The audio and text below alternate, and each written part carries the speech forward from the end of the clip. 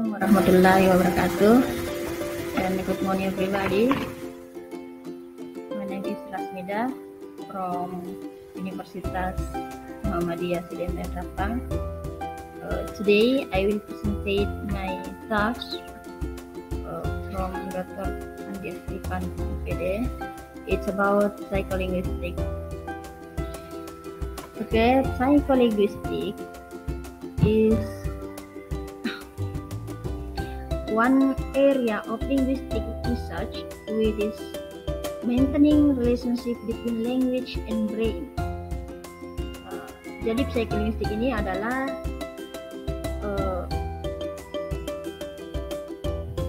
ilmu yang mempelajari tentang hubungan antara bahasa dan otak.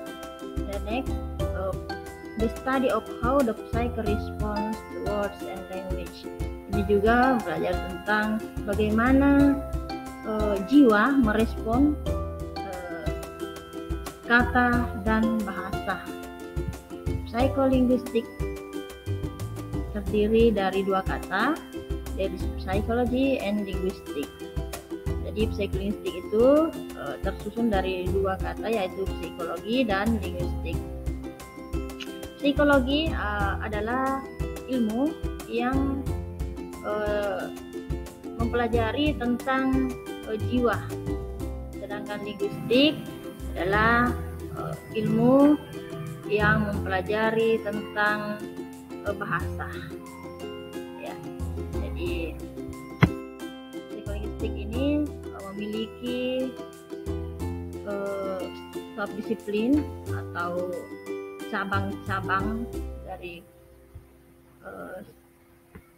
ada 7 cabang daripada psikolinguistik ini. Jadi yang pertama adalah theoretical psycholinguistic atau teori psikolinguistik teoritis.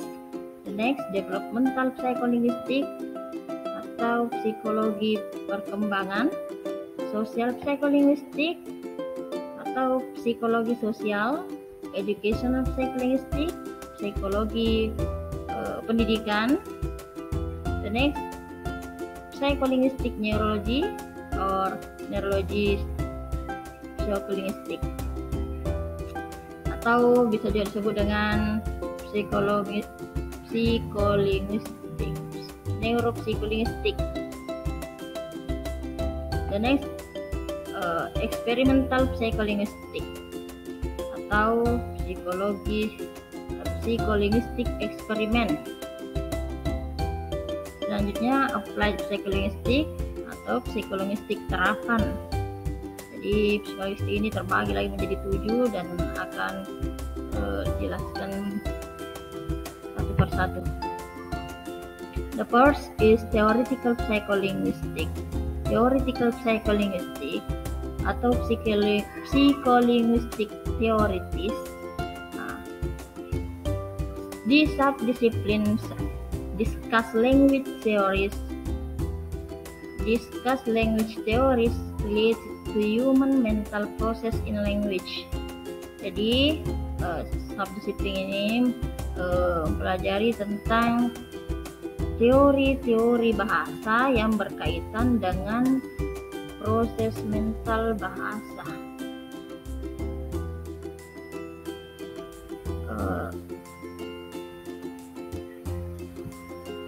Contohnya phonetic design, word choice design, syntactic design, discourse design, and intonation design. Jadi psikolinguistik teoritis mengkaji tentang hal-hal yang berkaitan dengan teori bahasa. Misalnya tentang hakikat bahasa, tentang ciri bahasa manusia, teori kompetensi dan performansi atau teori language. Dan subdisiplin ini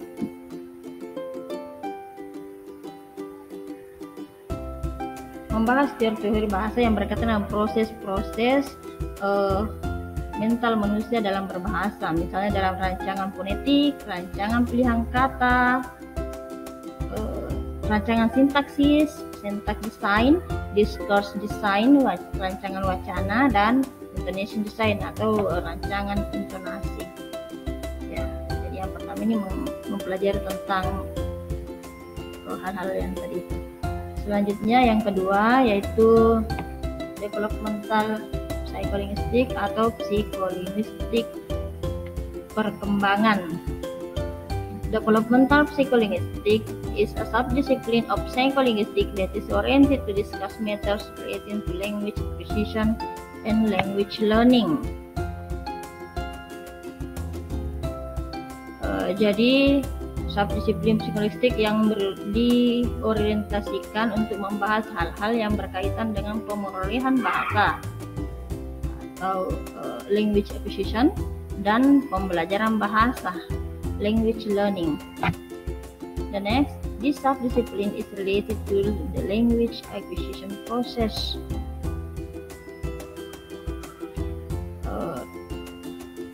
Jadi both first language, baik bahasa pertama, and second language acquisition maupun perolehan bahasa kedua. This subdiscipline examine the phonological acquisition process, the semantic acquisition process, and the synthetic acquisition process in stage and integration. Jadi subdisiplin ini berkaitan dengan proses pemerolehan bahasa, baik pemerolehan bahasa pertama maupun pemerolehan bahasa kedua. Subdisiplin ini mengkaji proses pemerolehan fonologi, proses pemerolehan semantik, dan proses pemerolehan sintaksis secara berjenjang dan terpadu, integration. The next, yang ketiga, the third is social psycholinguistic atau psikolinguistik sosial. Social psycholinguistic is a subdiscipline of psycholinguistics that is oriented to discuss matters relating to the social aspect of language. For a language community, language is not only a symptom and social identity, but also an inner bond and conscience that is difficult to live. Jadi psikolinguistik sosial ini adalah berkenaan dengan aspek-aspek sosial bahasa. Bagi suatu masyarakat bahasa itu bukan hanya suatu gejala atau identitas sosial saja, tapi juga merupakan suatu ikatan batin dan nurani yang susah ditinggalkan. It is difficult to live. Psikolinguistik ini juga adalah berorientasi untuk membahas hal-hal yang berkaitan dengan aspek-aspek sosial bahasa. Ya, dia berkaitan dengan aspek-aspek sosial bahasa, relating to the social aspect of language. The next, number 4 atau yang keempat itu adalah educational psycholinguistic atau psikolinguistik pendidikan. Educational psycholinguistic is a subdiscipline of psycholinguistic that is oriented to discuss matters relating to aspects of education in general. This includes the role of language in teaching and improving students' language skills. There are listening, speaking, reading, and writing, and instructions to guide learners here. Jadi kalau psikolinguistik educational atau psikolinguistik pendidikan ini mengkaji aspek-aspek pendidikan secara umum dalam pendidikan formal di sekolah. Umpamanya peranan bahasa dalam pengajaran membaca, pengajaran kemahiran berbahasa, dan pengetahuan mengenai peningkatan kemampuan berbahasa dalam proses memperbaiki kemampuannya untuk menyampaikan pikiran dan perasaan.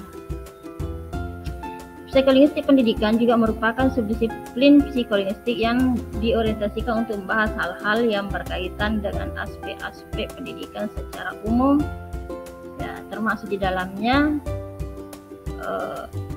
peranan pengajar, termasuk dalamnya itu kemampuan menyimak, listening, kemampuan speaking, berbicara, reading, membaca, and writing, nulis. Okay.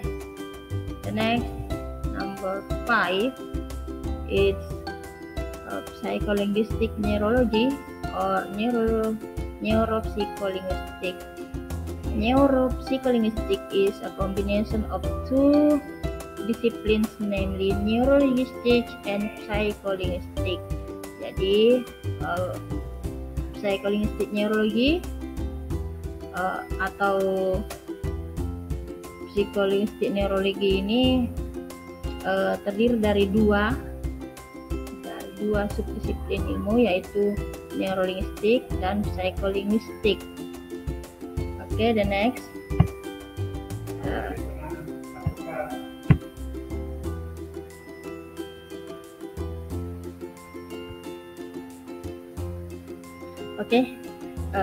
Psycholinguistic neurology adalah this subdiscipline examine the relationship between language and human brain. Neurologists have succeeded in analyzing the biological structure in the brain and have given names to the parts of the brain structure. Nah, jadi psikolinguistik neurologi ini berhubungan dengan otak, ya. Jadi tentang struktur otak manusia. Ya. The next, number 6, experimental psycholinguistic. Experimental psycholinguistic is a subdiscipline of psycholinguistic that is oriented to discuss matters relating to experiments in various fields involving language and language behavior. Subdisiplin ini meliputi dan melakukan eksperimen dalam semua kegiatan bahasa dan bahasa itu sendiri. Atau dengan kata lain, psikolinguistik eksperimental ini merupakan subdisiplin psikolinguistik yang diorientasikan untuk membahas hal-hal yang berkaitan dengan eksperimen psikolinguistik yang melibatkan bahasa dan perilaku bahasa. Ya, jadi eksperimen dalam berbagai cabang bahasa dan perilaku berbahasa. Ya, eksperimental. The next, number 7, is applied psycholinguistic. Applied psycholinguistic atau psikolinguistik terapan. Applied psycholinguistic is the use of knowledge about the nature of language produced by language research that is used to improve the success of practical tasks that use language as a core component. Jadi psikolinguistik terapan ini adalah dalam penerapannya dalam bidang tertentu di kehidupan sehari-hari. Segala teori di atas knowledge about nature of language produced by language research to improve success. Jadi psikolinguistik terapan ini adalah cabang ilmu psikolinguistik yang ada hubungannya tentang penerapan dalam kehidupan sehari-hari. Ya. Bagaimana maksudnya ini? Okay, the next.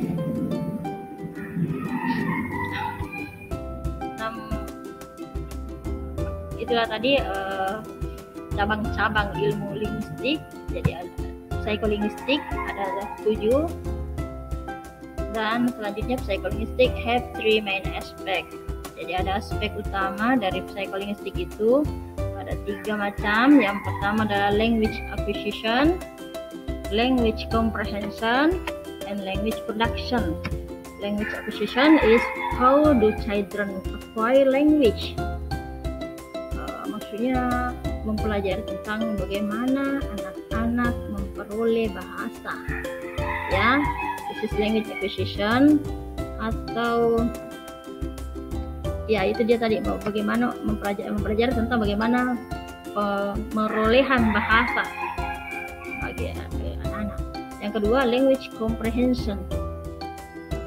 That is, how do people comprehend language? Bagaimana orang-orang memahami bahasa. Jadi aspek yang kedua ini mempelajari tentang bagaimana orang-orang mempelajari bahasa. The next, language production. Language production is how do people produce language? Jadi bagaimana orang menghasilkan bahasa. Jadi bagaimana yang pertama tadi itu adalah bagaimana pemerolehannya. Anak bagaimana cara mendapatkan bahasa. Mungkin dari lingkungannya, mungkin dari bagaimana cara dia menyebutkan walaupun belum benar. Yang kedua, how do people comprehend language? Bagaimana orang memahami bahasa, bagaimana cara-cara memahami bahasa. Yang ketiga, language production, atau bagaimana kita menghasilkan bahasa. Jadi cara penuturannya, ya.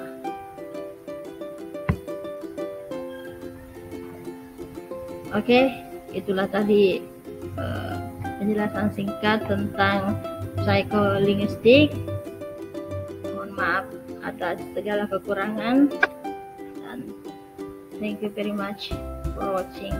Assalamualaikum warahmatullahi